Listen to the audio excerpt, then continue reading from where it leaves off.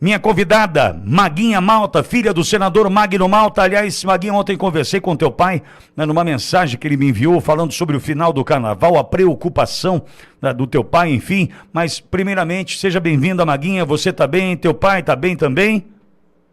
Obrigado, meu amigo. Bom dia a você, Pitolha, toda essa audiência maravilhosa. Tenho recebido muitas mensagens, Pitolha, de pessoas que assistem você, que me veem aqui, tanto no meu estado do Espírito Santo quanto em todo o Brasil. Quero dizer que é uma honra e tenho muita gratidão de poder fazer parte desse time tão maravilhoso. Sou fã, sou sua fã desde sempre. Obrigado. Pessoas que eu admiro, como Rodrigo Constantino, como Alexandre Garcia, poder estar junto aqui é motivo de muita honra, viu? Eu te agradeço muito. É um prazer sempre estar aqui. Meu pai está bem, graças a Deus, se recuperando cada dia mais, não é? Da cirurgia que fez de prótese no joelho. E assim, precisando se recuperar o mais rápido possível, porque agora nós esperamos que, passado o carnaval, realmente as coisas comecem a acontecer em Brasília, né? O ano comece em Brasília, porque tem muita coisa a acontecer, principalmente a instauração da CPMI do Banco Master, que é aí o nosso principal foco da oposição, e que nós temos batido nessa tecla também, vocês aqui na Auriverde, que isso precisa acontecer, porque não dá mais, né? Sim, Maguinha, antes de passar a pergunta para você, um alô para Maria Neudes. Ela fala: Pitoli, eu e minha família não largamos Auriverde, nos atualizamos com vocês, com a verdade, né, com o nosso time, Juazeiro do Norte, Ceará, com a gente. Maria Neudes, muitíssimo obrigado. Maguinha, antes de falar de Banco Master, eu queria te ouvir sobre Carnaval no Rio. Você e teu pai se mexeram com relação a esse assunto, né, Maguinha? Sim, Pitoli, eu e meu pai, o senador Magno Malta, entramos com uma queixa-crime na PGR por discriminação religiosa, né? Nós não podemos assistir o que aconteceu diante dos nossos olhos e não nos posicionarmos. Uma queixa-crime, inclusive com pedido de apuração penal, porque foi um escárnio aquilo que nós vimos, um escárnio contra a família brasileira, não somente contra a família conservadora ou de direita do Brasil. E eu pergunto para eles, e as famílias de esquerdistas que são tradicionais? Então você percebe que essas pessoas, na ânsia de dividir o país e jogar as pessoas umas contra as outras, eles vão contra a sua própria militância muitas vezes, porque eu acredito, eu tenho certeza que a maioria das famílias esquerdistas, até porque nós somos maioria no Brasil, são famílias tradicionais. E aí, como é que fica? Eu penso que essas famílias não ficaram satisfeitas com o que elas viram. Porque se elas são uma família tradicional e elas são felizes, como apareceu ali no rótulo, não é? Uma família feliz com filhos, essas pessoas também se sentiram atacadas pelos seus. Então isso é terrível, nós não podemos aceitar. O Brasil é um país que tem 80% dessa população de cristãos, católicos, evangélicos, e nós fomos atacados, temos sido atacados pelo PT, pela esquerda, por esse povo, desde sempre. E nós precisamos sim nos posicionar, porque esse ano é aquele ano que daqui a pouquinho eles começam a aparecer em missas, em cultos, sabe? É reunião de janja com pastores, sabe? E nós precisamos, sim, nos levantar para mostrar mais do que nunca a hipocrisia. Eu acho que ninguém precisa mais mostrar para ninguém a hipocrisia do PT e da esquerda, porque ela é escancarada todos os dias. Ô Maguinha, e quando a gente fala desse desfile especial e tudo que a esquerda vem promovendo, aí tem dinheiro público, na sequência a gente já viu o carro alegórico com a imagem do Lula sendo destruído, arrastado pelo chão, enfim, numa nítida demonstração de que não estão nem aí, né, para o dinheiro público gasto ali naquela apresentação da Acadêmicos de Niterói. Mas também, Maguinha, a reação do público, como você mesmo trouxe, mostra que somos mais tradicionais do que estes, né, que gostam da libertinagem, que gostam de uma vida de pecado, enfim. A gente mostra dessa forma, com a satisfação, que somos maiores, né, do ponto de vista de comunidade, de sociedade. Não é hora de ficar atento também, Maguinha, nesses oportunistas que chegarão com o discurso pró-família? Com certeza, meu amigo. Olha, nós estamos em conserva mesmo. Nós estamos em conserva, a Bíblia diz, o próprio Jesus, são palavras dele. Vós sois sal da terra e luz do mundo. Ninguém acende uma candeia para deixar ela escondida. E o sal existe para salgar, para evitar o apodrecimento. É isso que nós somos, o povo de Deus na terra, é isso. Aqueles que conservam, que evitam o apodrecimento, que evitam a decomposição. E eles só disseram para nós o que nós somos. Por isso eu tenho dito, sabe? Quando nós sabemos de fato quem nós somos, podem rotular a gente do que quiser. Por exemplo, nos chamam de extrema-direita, ultradireita. Ser extrema-direita, ser ultradireita, é ser contra o aborto, a favor da vida. É ser a favor que o cidadão possa ter o direito de se defender. É ser a favor que bandido seja preso, cumpra pena, a justiça seja feita. Isso é ser direita, ultradireita. Sabe, não querer que os nossos filhos sejam sexualizados nas escolas, isso é ser ultradireita, é ser extremista. Beleza, é isso mesmo que nós somos. Então, quando nós sabemos quem nós somos, ninguém nos rotula. E é engraçado que eles sabem muito bem quem nós somos, porque colocaram o rótulo certinho em nós. Nós somos aqueles que estamos em conserva mesmo, que não estamos em decomposição. Esses somos nós, os cristãos. Mas sim, como eu disse anteriormente, esse é um ano que, por ser um ano eleitoral, não é? O discurso oportunista, ele chega. Daqui a pouquinho ele está aí. Nós já temos visto as movimentações deles. Lula se reúne com pastores. Nós temos visto a movimentação do sistema como um todo, sabe? Nós temos visto essa velha imprensa que você muito bem estava falando antes de eu entrar no ar. Nós temos visto movimentos dessa velha imprensa que sempre fez chacota dos cristãos, principalmente dos cristãos evangélicos, levando cantores evangélicos em seus programas, sabe? Com aquela coisa de precisamos dar espaço para todos. E nós precisamos ficar muito atentos, porque nada que esse povo faz é sem um motivo. Tudo tem um porquê, tudo está dentro de um projeto. E sim, nós precisamos ficar atentos. Agora, Maguinha, a velha imprensa, como você mencionou agora há pouco, começa a pedir que haja o devido processo legal, né, o rito processual, sendo que não olharam quando tudo aconteceu conosco, com a direita perseguida, através do inquérito das fake news, das milícias digitais, todos esses absurdos ocorridos ali dentro do Supremo para perseguir a direita, não contou com o olhar da velha imprensa, do sentido de, não pode fazer isso, a gente tem que cuidar, e o devido processo legal. Será que eles estão ouvindo o estalar do chicote agora, Maguinha? Com certeza, meu amigo. Com certeza. Inclusive, eu queria saber se o pessoal aí da Globo, sabe, vai entrar no inquérito das fake news. Eu quero saber se jornalistas da Globo, que têm feito essas críticas, vão receber busca e apreensão em suas casas. Porque é isso que tem acontecido e aconteceu ontem com os fiscais, com os servidores públicos da Receita.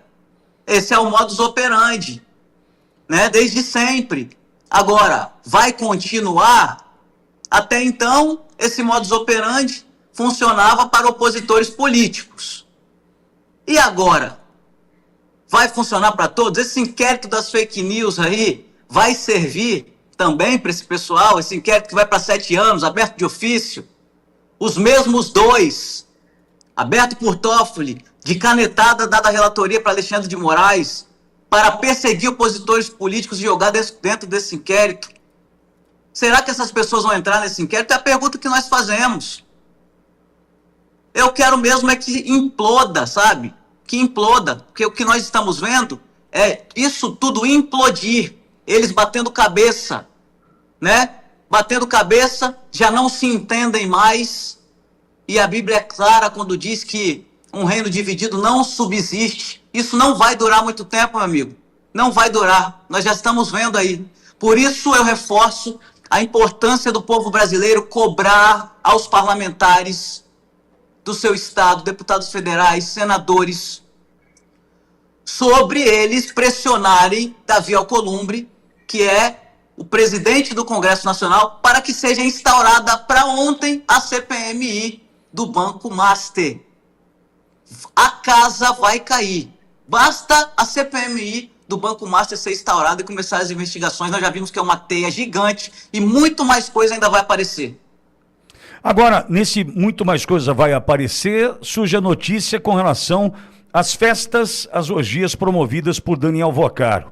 E a gente já entendeu que a Polícia Federal aponta para um esquema de corrupção sofisticada de pessoas que frequentavam as festas privadas de Daniel Vocaro e depois tinham que jogar o jogo de Vocaro, Banco Master e da turminha. Você acha que, de fato, a investigação vai a esse ponto? Uma CPMI poderia atingir esse núcleo duro desse poder corrompido por Vocaro? Com certeza, com certeza. Se for uma CPMI, né, que a oposição possa atuar, porque o que nós temos visto o governo do PT e seus aliados fazerem? Não assinam os pedidos de CPI, de CPMI, e aí quando veem que não tem jeito, que vai acontecer, vão lá, na calada da noite, tomam de assalto. Como? Oferecendo, né? Aquele joguinho, né? Que o cidadão já sabe. Emendas para parlamentares, principalmente do Centrão. Acorda Brasil.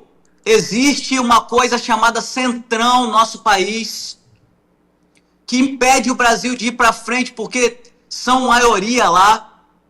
E se eles andam com o governo tem maioria. Se eles andam com a oposição conosco, nós temos maioria. Esses são os maiores pressionados, que precisam ser pressionados. Por quê? Porque esse ano eles vão querer se reeleger. E para se reeleger, eles vão bater na sua porta pedindo o seu voto. Adivinha? Com essa bandeira do Brasil aqui, ó, enrolada no corpo, vestidos de verde e amarelo. É assim que eles fazem. Mas chegam lá, jogam o jogo. Então nós precisamos ficar atentos e cobrar para que o governo não consiga tomar de assalto, colocando presidente, relator, tudo gente deles, para que a oposição tenha minoria e não consiga fazer o que tem que ser feito, que é aprovar os requerimentos, fazer os pedidos das investigações. Eles já têm do lado deles o STF dando canetada. Nós temos visto na CPMI do INSS, né? As pessoas entram no STF para não ir depor e elas conseguem. Elas conseguem. Agora, Maguinha, eu vi um vídeo de um rapaz, e eu confesso, por erro meu, não me lembro o nome dele agora, que ele fez uma análise e é o seguinte, né? O Brasil que fica endeusando celebridades, eu não vou citar nomes aqui, acho desnecessário, mas né, levando em programas de televisão celebridades com aquele corpo escultural, mas nada a oferecer, né, tentando trazer audiência para o programa. E aí você vai buscar a rede social daquela influenciadora, tem milhões e milhões de seguidores e tal. Isso também me faz crer que nós precisamos, de fato, olhar para essa família conservadora e em conserva e mudar alguns valores ou alguns direcionamentos. Melhor assim, Maguinha, eu vou lhe dizer onde quero chegar. Hoje pela manhã, eu fiz uma fala aqui no programa dizendo o seguinte: nós precisamos parar de achar que essa nova geração não liga muito para a família, é uma geração mais distante, muito conectada, né? Celular o tempo todo, tablet, o videogame, e vão deixando para depois a família, os valores da base da sociedade, né? Enfim, e a gente vai aceitando, mais ou menos assim, família, né? Mas eles não gostam muito de ficar perto da gente, esses jovens dessa nova geração, sabe, Maguinha, a gente hoje tem o endeusar de celebridades que não contribuem em nada para a evolução do ser humano, com milhões de seguidores nas redes sociais, porque nós temos uma geração de fracos. E nós estamos assistindo isso com os nossos próprios olhos e dizendo, mas essa nova geração é assim. Maguinha, para virar um jogo na política, a gente vai ter que começar a virar esse jogo na sociedade, mas lá na base, Maguinha. Certíssimo. Eu quero dizer que a igreja evangélica brasileira tem aberto os olhos para isso. Nós vimos acontecer no último dia 30 ou foi 31 de janeiro o evento Descende, que aconteceu simultaneamente em 5 estádios do Brasil, que reuniu 300 mil pessoas. Sabe qual era a idade média dessas pessoas, Pitoli, que se reuniram para orar, adorar a Deus, receberem palavras proféticas para o Brasil, chamado ao arrependimento e a uma mudança de postura? Sabe qual era a idade média dessas 300 mil pessoas? 24 anos, meu amigo.